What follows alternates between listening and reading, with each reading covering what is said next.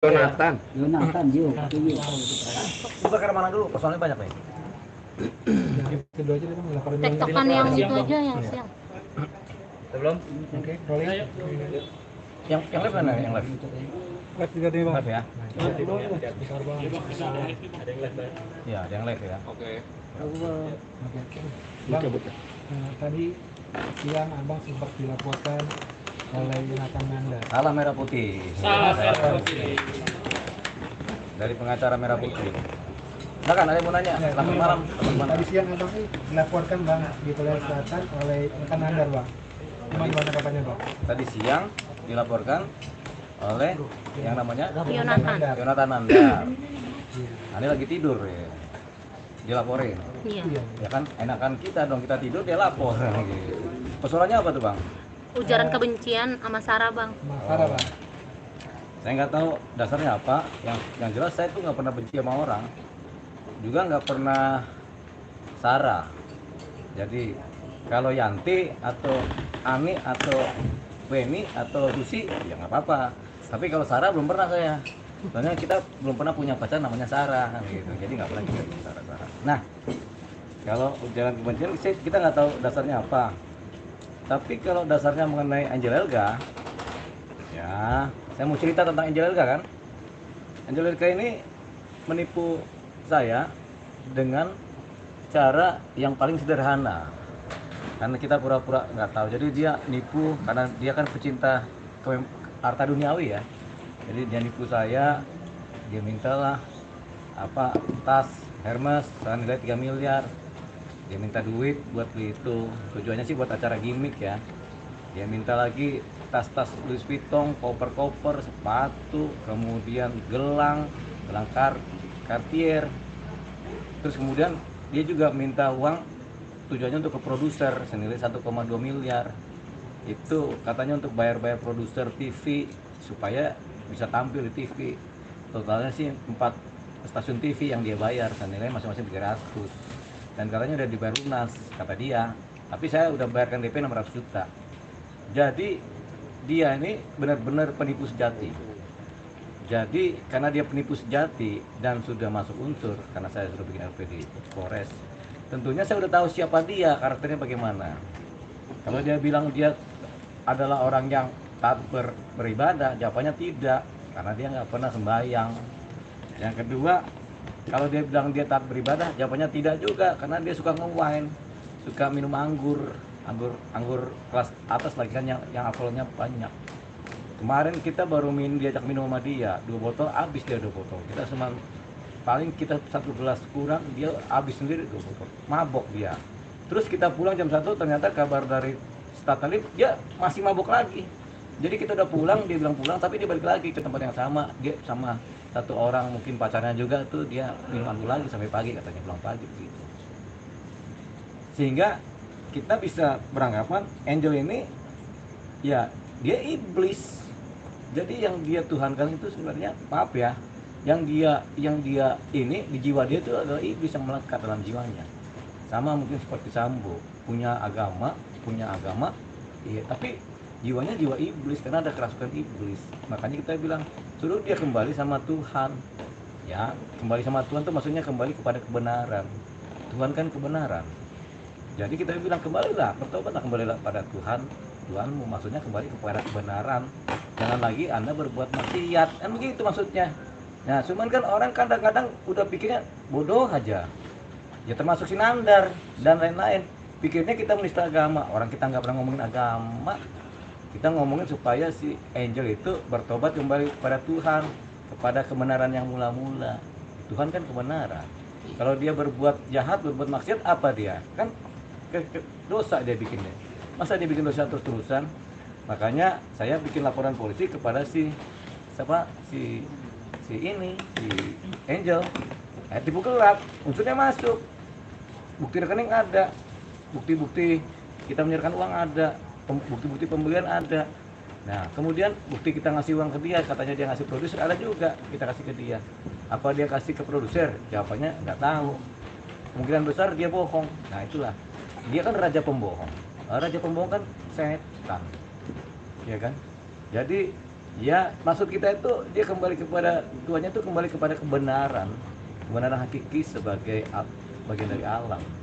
Kan dia bikin dosa terus, itu dia maksudnya. Maaf bang, berarti bukan maksud Angel balik ke agama lamanya lagi yang dulu. Ya enggak, kan kita nggak bicara agama. Kecuali kita bicara Angel, lu pindahlah dari Islam ke Kristen. Kecuali ya, kan kita nggak sama sekali nggak sebut itu. Di WA pun kita nggak pernah sebut itu, ya, karena kita nggak pernah ngomongin agama.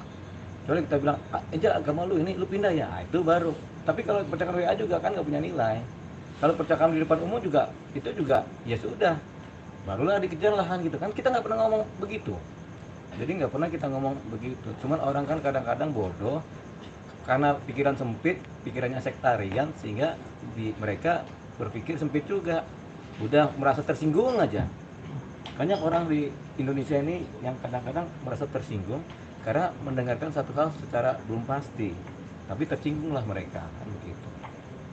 Nah itu karena tersinggung yang buta juga akhirnya tergopoh-gopoh, tergesa-gesa, penuh dengan kebanggaan membela agama, akhirnya bikin laporan polisi. Ya salah, dia nggak tahu yang dihadapin kita pengacara, dia bikin laporan polisi palsu, masuk lagi, kita laporin lagi, ya kan, memberikan laporan tidak benar kepada pejabat negara yang berwenang tentang seseorang, kan masuk lagi si Nandar. Ketika dia bikin LP, masuk lagi.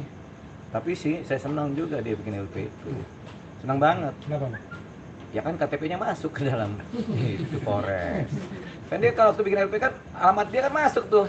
Di mana kan selama ini kita cari-cari di mana alamatnya Nandar ini. Tuhan tolong Tuhan kiranya Engkau berikan jalan supaya Nandar dengan KTP-nya itu bisa masuk. Besoknya dia masuk hari ini. Kan gitu. Yang kita senang dari Nandar itu kebodohannya. Karena dengan dia bikin laporan polisi, jelas sudah itu KTP alamatnya kan tercantum di situ. Nandar Yonatan, nama lengkap sekian, nomor KTP sekian, alamat sekian. Alamat KTP kan nggak bisa bohong. Tinggal dia nanti urusan sama pengacara diupayi marah. Yang kerjanya kalau siang tidur aja gitu kan. Kalau ada kerjaan baru bangun. Ini aja kita baru bangun tidur ini, gitu. Bangun tidur ada wartawan, nggak apa-apa sih. Nemenin kita kan lagi seger-segernya gitu, muka lagi kucel, datang teman-teman media, ya bagus gitu kan, berarti kan kita ada teman buat ngobrol kan gitu kan. Ya mau nanya apa lagi ya coba Bang, terkait abang dibilang katanya sempat mengakui diri abang keceplosan sebagai intelijen. Terus dari gitu dibilang apakah seorang lawyer bisa berprofesi ganda gitu, double? ya, namanya orang keceplosan. Ini aja kita ngomongin keceplosan kan gitu. Namanya orang keceplosan bisa apa aja. Apalagi orang kalau yang suka suka latah. Masih pok setan. Ada juga itu keceplosan kan nggak ada maksud. Kodok kan begitu. Orang kalau keceplosan bisa ngomong apa aja dan itu nggak bermakna. Tanya aja sama orang yang latah. Kalau keceplosan, mungkin ada yang lebih gila lagi. Kontak kan begitu kan maksudnya kontak siapa lu, ya kontak pacar aneh kan begitu. Nah itu yang dimaksud keceplosan adalah nggak punya nilai, namanya juga keceplosan. Kalau kita ngomong secara pernyataan afirmatif menyatakan iya segitu baru kita kan keceplosan, ya kan.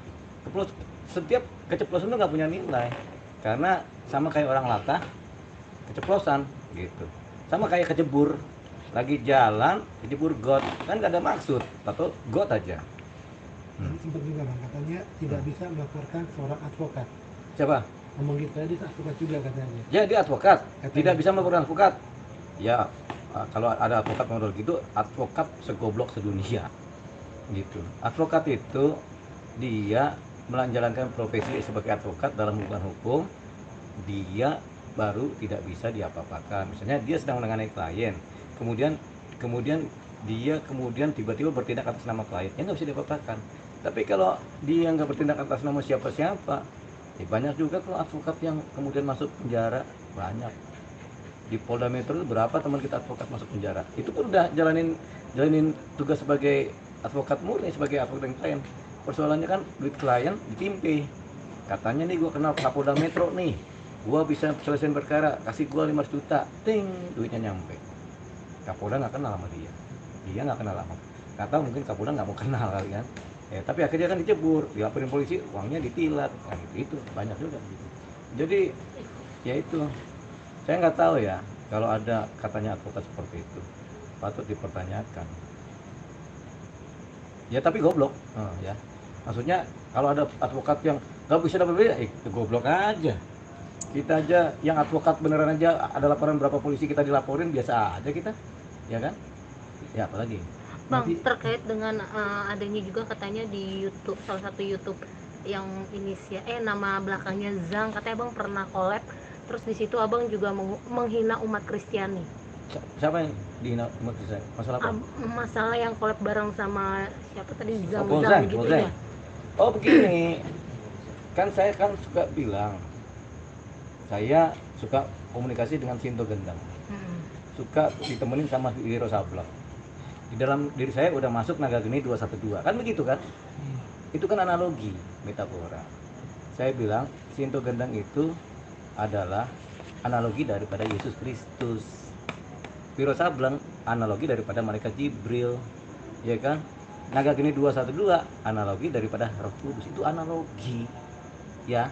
Bukan Sinto Gendang Yesus Kristus disebut Sinto Gendang, bukan begitu maksudnya. Makanya banyak orang pikirannya pendek. Padahal ada gaya bahasa tuh ada macam-macam. Gaya bahasa metafora, afirmasi, gaya bahasa peyoratif, gaya bahasa analogi, ya kan? Contoh begini. Buku kita analogikan sebagai ini kertas, kita kertas. Oh, kertas ini adalah buku, kan analogi, atribusi namanya kan, dianalogikan namanya. Jadi mungkin dia nggak pernah belajar ilmu analogi. Analogi itu mata kuliah tersendiri, menganalogikan sesuatu dengan bahasa yang berbeda, ya kan. Misalnya kalau kita bilang, oh bini gua begini-begini, sebenarnya yang dimaksud bini itu istri, kan begitu. Itu beda bahasa. Makanya kita bilang Sinto Gendang, kan kita nggak mungkin bicara, oh saya udah bicara sama Yesus Kristus, kan nggak mungkin. Kan kita berdoa sama Tuhan, nggak mungkin. Itu bahasa peyoratif atau bahasa ya analogi lah. Jadi Sinto Gendang itu kita mau bicara Yesus Kristus nggak mungkin di depan orang banyak. Jadi kita analogikan sebagai Sinto Gendang. Kita mau bicara tentang malaikat yang suci, kita juga nggak berani juga. Makanya kita bicara tentang Wiro Sableng. Kita bilang ada roh Tuhan masuk ke kita. Kita nggak bisa bilang gitu juga masyarakat. Jadi kita bilang Naga Geni 212 yang suci, kan begitu. Itu kan analogi. Nah, masyarakat ini kalau cetak pada tahu-tahu, ya bodoh aja. Banyak kok orang Indonesia yang begitu kan, yang nggak sampai. Mungkin pendidikannya juga nggak nyampe. Jadi gaya bahasa itu macam-macam. Ada gaya bahasa sarkasme, gaya bahasa peyoratif, gaya bahasa pengulangan, gaya bahasa afirmatif, gaya bahasa bertanya seolah-olah, kan begitu kan. Gaya bahasa penekanan untuk menunjukkan tendensi, kan macam-macam. Lah kan kita ilmu berbahasa udah lengkap. Kadang-kadang kita berbahasa pakai bahasa kode, gitu. Jadi yang dimaksud dengan Polzang itu, ya kalau orang yang tingkat tinggi IQ-nya yang ngerti, oh ini analogi, yang gitu kan, gitu. Tapi mereka mengatakan juga banyak kesalahan yang abang nih, perkataan abang ini banyak yang salah. Artinya mereka mencoba membenarkan dengan laporan ini gitu. Iya enggak, itu kan karena mereka salah menginterpretasikan bahasa. Mereka kan bahasanya mungkin bahasa ini semua, bahasa eksplisit semua. Mereka nggak paham berbahasa implisit, tersirat. Jadi eksplisitnya begini. Waduh, berarti benar dong gini. Nah itu. Jadi banyak orang nggak pernah belajar ilmu berbahasa. Jadi SD itu kan ada, di SMP juga kan, pelajaran gaya bahasa. Tapi mereka nggak belajar itu, sehingga mereka apa yang didengar langsung, nah itulah pikirannya. Karena mereka nggak tahu tuh bahasa kiasan, kan ada puisi pun ada kiasan juga kan, menunjukkan sesuatu yang berbeda. Itu harus dipelajari sehingga omongan kita didengar enak dan nyambung. Oh iya, oh ini bahasa analogi, kan gitu. Nah mereka coba membenarkan, ya bodoh aja, makin bodoh aja apa yang dibenarkan. Oh kita bilang itu analogi. Artinya terkait dengan agama Angel Lerga untuk balik kembali, bukan berarti abang mungkin menghina dengan agama Islam itu sendiri yang tidak benar. Yang kita suruh dia balik dari bikin dosa kepada kesucian. Dia kan ini kan sudah nipu-nipu hidup dalam kemewahan duniawi, mabuk-mabukan, ngerokok pakai kerudung, ya kan? Itu kan jelek dilihat orang, apalagi dilihat orang banyak. Dia di kafe-kafe kan, dia minum anggur, kan malu-maluin. Maksudnya kembalilah kepada jalan yang kebenaran, gitu ya. Dia ini kan selama ini kan bikin dosa aja, nggak tobat-tobat. Tapi seolah-olah dia malaikat, gitu kan. Makanya kita, lu kembali deh, jangan benar deh, maksudnya jangan minum, jangan mabok, jangan nipu orang, kan begitu. Seperti itu maksudnya. Karena sekali lagi orang nggak bisa baca gaya bahasa kita. Tapi kalau diperjelas maksudnya itu supaya dia berhenti merokok pertama. Soalnya kalau dia merokok aneh batuk-batuk. Coba ketemu dia ngerokok mulu kan susah kita juga. Kita kan ada penyakit bronkitis, ya kan? Tiap hari kita batuk aja kan gitu. Apalagi kalau nggak punya duit, batuknya batuk terus. Kalau punya duit sih mungkin sekali-sekali batuk. Bang, mungkin bisa Lagi pada nggak batuk punya duit. Bang, mungkin bisa dijelasin yang dimaksud dengan kembali ke Tuhan yang pada mula-mula. ketawa kenapa nih? Kan pada nggak batuk soalnya kan. Oh, pada batuk. Bang, yang dimaksud kembali ke Tuhan yang mula-mula Yesus Kristus. Bukan kebenaran, kembali kepada Tuhan. Dia waktu lahir kan dia suci, paham kan? Ya maksudnya itu ketika dia lahir dia kan suci, nggak jauh dari dosa lah. Maksudnya kembali kepada kesucian. Tuhan mula-mula itu adalah waktu dia lahir. Dia lahir kan suci, makanya bilang kembali ke Tuhan mula-mula ketika kau lahir. Maksudnya waktu lahir kan disuci. Sekarang dia bikin dosa terus, makanya ntar lagi dia masuk penjara. Mungkin penyucian dosa dia itu dengan cara dia dibui kali 4 tahun baru dia suci. Itu yang dimaksud. Gitu. Orang nggak paham. Kita bilang kembali ke Tuhan mula, maksudnya apa? Waktu dia lahir kan dia sama Tuhannya suci, nggak bikin dosa. Sekarang dia bikin dosa terus. Ya. Mungkin Nandar harus ketemu abang bang biar tahu gaya bahasa abang juga Ya, bang. nggak usah, mending kalian aja ketemu aku. Kalau ketemu dia sendiri dia yang enak dong, ya kan? Ya kan? Yang gede dia kan gitu. Tapi dari pihak Yonatan sendiri ada komunikasi juga nggak sih bang ke abang? Ada, dia nanya, kalau kau intelijen, cari tahu gua di mana, kata dia gitu. Aneh nggak berapa lama, aneh kirim dong posisi dia dong. Nih di Pondok Kacang Timur posisi lu, dia bingung. Nah RTW-nya di mana bang? Gitu. Lu kepo aja, gue udah kasih dia, udah nanya dia di mana, gue kasih di Pondok Kacang Timur di daerah Ciluduk sana. Dia tanya lagi RT RW. Emang kita ngurusin sensus RT RW. Karena kadang-kadang Nandar goblok juga. Ada nih WA-nya mana Nandar mau baca? Gak usah. Jangan Ya. bang. Gitu makanya. Minum dulu ya. Yang penting jangan batuk ya. Gitu. Jangan terlalu lagi bang. Inilah kan ya. Lanjut. Apa lagi? Ayo. Gimana tuh? Udah benar-benar nggak ada kontak sama sekali. Abang kan cuap-cuap tapi Angelnya sendiri kan udah sama sekali. Begini, setelah kita melaksanakan tugas suci kita di Bali dengan Tatalim, dengan si Oji, dengan kan kita kan ada tugas juga mensurvei orang-orang yang memang biseksual pada waktu itu. Kita nggak tahu ada kejadian Sambo ya.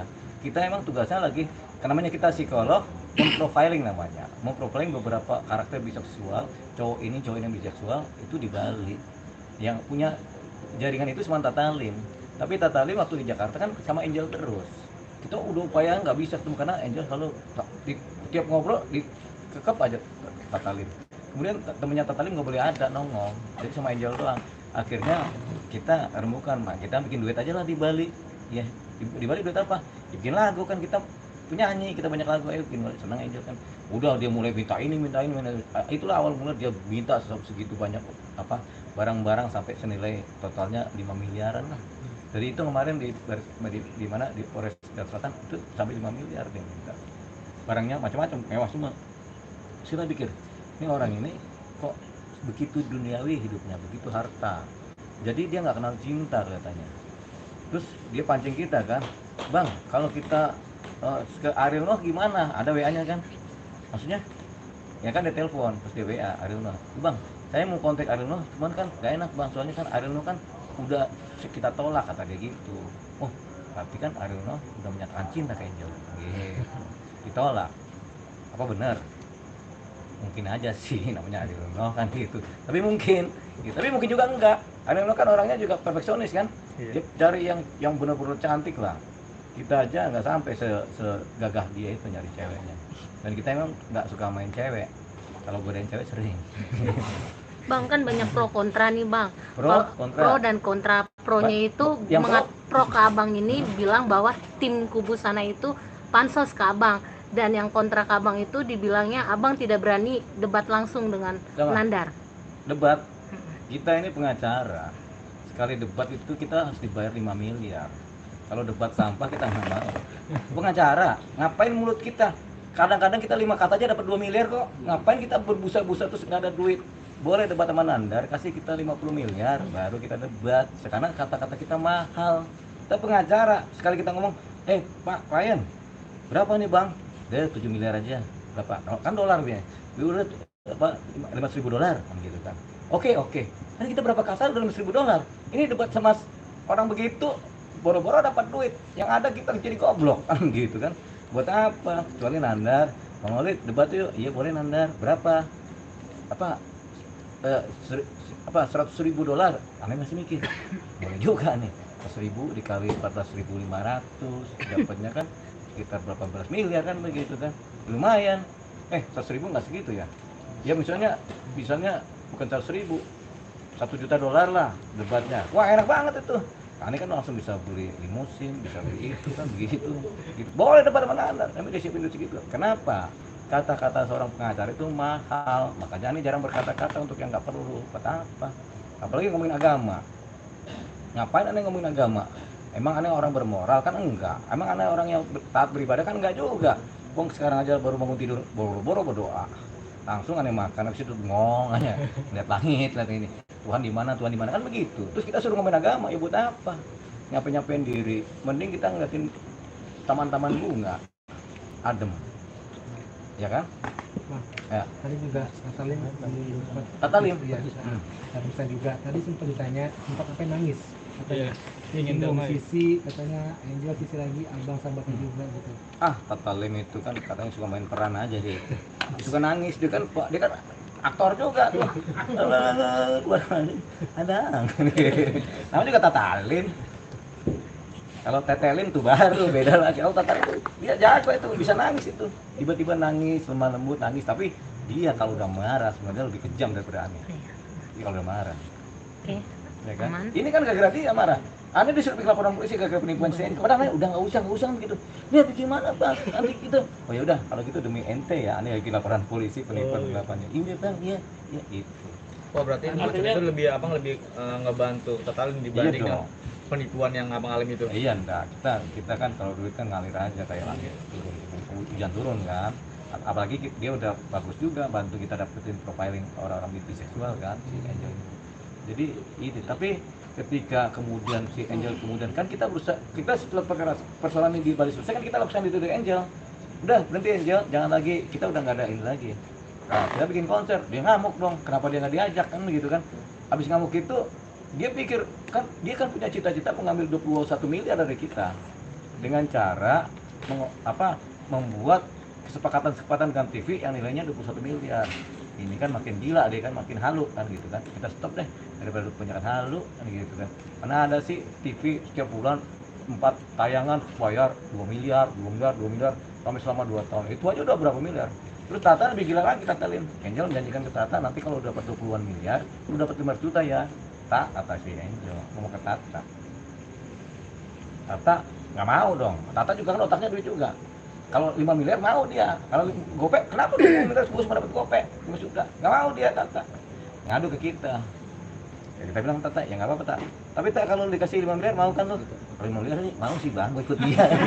Sama aja lu. Ya, Tata. Cuma karena kekecilan aja. Mungkin Angel juga serakah juga.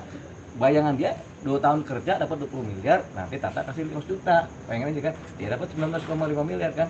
Untuk operasional paling gopek kan sama duit, dia dapat 19 miliar kan. Kaya dia si Angel, nggak perlu ngapa-ngapain. Emang ada nyari duit model begitu di dunia ini. Berarti itu awal masalahnya bang. Awal masalahnya. Tapi bang, Tata sendiri bilang abang yang melaporkan. Oh iya kita melaporkan. Artinya gini bang, maksudnya tadi kan kalau saya lihat dari mic-nya itu bahwa harusnya nggak usah laporin lah gitu. Tadi kan abang bilang, Damai gitu. tadi kan abang sendiri bilang, lu benerin, gue laporin. Ya begini, tadinya kita begitu. Tapi ketika kita diemin aja, Angel bawa cerita agama kan. Kita seolah-olah dia tampilin WA kita yang sama dia. Patut diingat, WA itu sifatnya pribadi ke pribadi 2 orang. Kalau ditampilin ke publik harus izin bersama, sebenarnya bersama. Ini kan tanpa izin.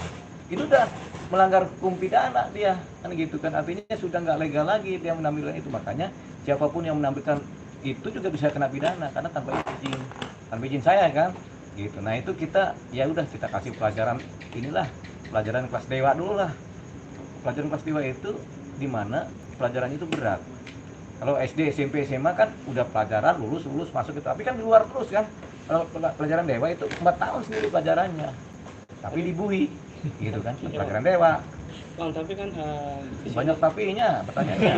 ini siapa si Tata malah mengharapkan seluruh damai. Sedangkan dia sendiri menyuruh abang gitu. Kan kita udah bilang Tata itu aktor. Di depan suruh damai, di belakang jangan terus bang. Maksud saya, apakah abang akan meneruskan atau karena sekarang kan dia minta lagi nih, kemarin kan dibilang tidak, harusnya laporin. Nah, sekarang dia bilang tidak. Kalau menurut abang lanjutkan atau memang ya? Saya kalau orang udah berbuat dosa dan nggak bisa dimaafkan, apalagi sudah kena ke harga diri saya, ya sudah saya cembungin biar dia belajar. Sekalian ya. Kalian sama kayak kita keceplosan, sama itu udah nggak bisa ditarik lagi. Masih ada yang batuk nggak nih? Tadi emang abang waktu itu bukan keceplosan juga bang. Ini emang abang tadi bilang, ketahuan itu gua jadi intelijen. Iya. Kan kayak bercanda, itu kan abang. Iya, itu kan. Tapi emang benar kah emang abang itu bagian dari intelijen? Ya kan intelijen bisa macam-macam. Orang di polsek ada intel kok, ya kan? Di polsek, di angkatan darat ada intel. Wartawan juga ada. Di wartawan juga ada intel. Ya boleh dong kita orang umum ada intelnya kan, ya kan? Orang di kalau malam kan suka ada intel di pinggir jalan tuh. Pengen telur. Boleh ada. Intel itu nggak semua milik negara. Intelijen itu nggak semua milik negara. Kadang-kadang kayak koran Tempo atau majalah Tempo, mereka punya tim intelijen sendiri, gitu kan? Jadi intelijen itu bukan langsung diasosiasikan sebagai punya negara, bukan. Intelijen itu bebas, gitu. Ini aneh ngaburin suasana intelijen dulu nih. Gitu. Jadi yang dimaksud intelijen adalah siapapun juga dari kita, kalau kita lagi ngintip bisa jadi intel. Misalnya ente, ya kan, lagi ngintilin, ini gue selingkuh nggak? Kan jadi intel juga. Shoot. Gimana dia masuk hotel mana? Kan begitu. Itu namanya intel. Gitu. Kalau terang-terangan nggak mungkin ketahuan gitu. Nah, itulah intelijen. Dia nggak menyebut intel bang, tapi bin. Dia menyebutnya bin. Yang nyebut bin siapa? Dia, Lawyer. tapi dia tidak menyebutkan langsung nama abang. Tapi kalau kita melihat secara keseluruhan laporan itu artinya kan Bin. ini mengarah kepada abang nih. Bin. Nyinyir. Bin itu kan Badan Intelijen Negara. Kalau aneh kan paling keceplosannya cuma intelijen negara, badannya nggak ada. Coba aja, ada nggak ada yang disebut Badan Intelijen Negara? Kan nggak pernah ada. Ada cuma bilang intelijen negara, bebas dong. Kalau ada badannya tuh baru bisa diasosiasikan dengan bin. Kalau aneh kan sebutnya kan selalu kan intelijen negara. B-nya kan nggak ada. Emang langsung bin kan enggak? Nggak keceplosan tuh bang. Ya tipis-tipis. Intinya bang, laporan dari itu sendiri menurut abang apa? Siapa? Laporannya Anda sendiri Jonathan. Ya, nggak apa-apa. Yang penting bagus kalau bikin laporan polisi sebanyak-banyaknya, supaya KTP-nya itu ketera di Polres. Supaya ketika laporan kita ini dia, tinggal kita kirim surat ke alamat itu. Kan kita bingung kalau tanya, Bang Olip, ini si Nandar kan kita kan laporin dia tuh kan, dia punya YouTube-nya itu kan udah menghina banget. Kan Polres tanya, Bang Olip, ini gimana nih alamatnya dia? Kita nggak ada yang tahu nih. Tenang, besok aneh berdoa. Besok juga dibikin LP, dia pasti berprovokasi. Nah, dari si dia bikin LP, dia masuk ke Polres. Ya sudah kan ada KTP-nya. Oh iya juga sih. Pancingan ya bang. Iya pancingan. Ini kan kita ahli ilmu jiwa. Nandar kan paling gampang dipancing. Dia paling gampang dipancing. Dia orang yang suka menghina agama orang lain, orang yang suka berdebat agama itu mudah kepancing semua sama sentimen. Itu kuncinya aja. Makanya kalau kita bikin begini sedikit gini, dia kepancing. Bawaannya mau gagah perkasa aja, mau bikin apa gitu. Padahal dia nggak tahu yang kita butuhkan cuma KTP-nya, alamat KTP. Berarti kepancing nih bang ya? Iya. Ya. Menurut Anda kepancing nggak? Sepertinya. Jangan ada yang batuk ya, kepancing gitu. Ya, tadi bang, abang melihat laporan ini, abang menanggapinya santai, serius atau biasa aja sih? Ya kan kita lagi tidur, katanya bikin laporan, kita tetap santai. Kita tiap hari juga terima laporan. Kadang kita pengacara harus siap, kadang kita melaporkan, kadang dilaporkan, kadang melaporkan, gitu aja. Yang penting kita berpegang kepada keteguhan dan kebenaran itu, tenang, damai. Gitu. Oke, thank you. Ya, terima kasih. Sip. Yang live udah pada selesai. Udah, cuma Udah. Nah. Oke. Bang,